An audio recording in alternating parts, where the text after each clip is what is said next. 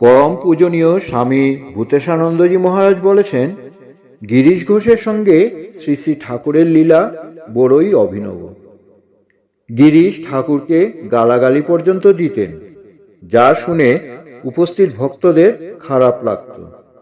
যার যেমন ভাব তাকে আকর্ষণ করার তেমনই উপায়। এটি অবতারদের এক বৈশিষ্ট্য। ভাগবতে আছে, বালক শ্রীকৃষ্ণ গোচারণ থেকে ঘরে ফিরছেন। তার অপরূপ রূপরাশি গোপীরা মুগ্ধ নয়নে দেখছেন। এমনই তার লীলা।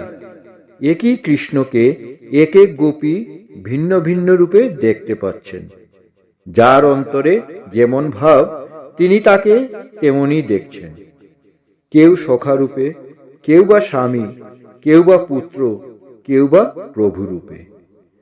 একই সময়ে বিভিন্ন দ্রষ্টার সমক্ষে বিভিন্ন রূপ দিয়ে প্রকটিত হওয়া এ কেবল অবতারের পক্ষেই সম্ভব। শ্রীরামকৃষ্ণ সেই রূপ লীলা দেখিয়ে গেলেন।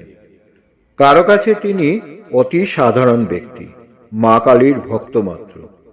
কারো কাছে বা পুরুষ সিংহ, সকল মোহ অজ্ঞান দূর করে দিতে জ্ঞান খড়গটি উদ্ধত করে আছেন। ঠাকুর বলেছেন, কর্তা, বাবা, গুরু, এ তিন শুনলে আমার গায়ে কাঁটা দেয়। দীনতাই তখন তার বাইরের রূপ। আবার পরক্ষণেই হয়তো কাকেও অভয় দিচ্ছেন। ভয় কি, আমি তো আছি। গীতার সেই কথা, তেষামহং সমুদ্ধর্তা মৃত্যু সংসার সাগরাৎ। আবার কাকেও বলেছেন, যার এতটুকু করা আছে তাকে এখানে আসতেই হবে।